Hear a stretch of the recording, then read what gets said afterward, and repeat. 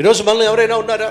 ఎలా ఈ సమస్య పరిష్కరించబడుతుందో తెలియటల్లా, ఎలా ఈ కష్టంలోంచి బయటపడాలో నాకు అర్థం కావటల్లా, ఎలా ఈ విపత్కరమైనటువంటి పరిస్థితిని జయించాలో నాకు తెలియటల్లా, అనేటటువంటి పరిస్థితి నీ జీవితంలో, అనేటటువంటి ప్రమాదం నీ జీవితంలో, అనేటటువంటి ఏదైనా విపత్తు నీ జీవితంలో ఉన్నట్లయితే ఎలా దాన్ని జయించగలవు, ఎలా దాన్ని ఎదిరించగలవు, ఎలా దానికి సమాధానం పొందుకోగలవో తెలుసా? ప్రార్థన ద్వారా మాత్రమే. నువ్వు ప్రార్థన చేయకుండా ప్రభు దగ్గర నుంచి పరిష్కారం పొందుకోవాలి అని అనుకోవడం కేవలం అవివేకం. ఈరోజు మనలో చాలా మంది వాళ్ళు చేయాల్సిన ప్రార్థన చేయకుండా దేవుడు మాత్రం చేయాల్సింది చేసేసేయాలి అని ఆశించి అబాసుపాలైపోతున్నారు.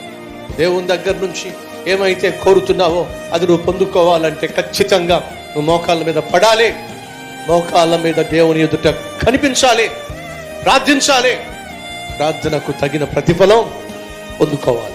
అడుగుతున్నా, ప్రార్థన చేస్తున్నావా? ఒకవేళ చేయవలసినంతగా ప్రార్థన చేయకపోతే ఈరోజే ప్రార్థన ప్రారంభించు.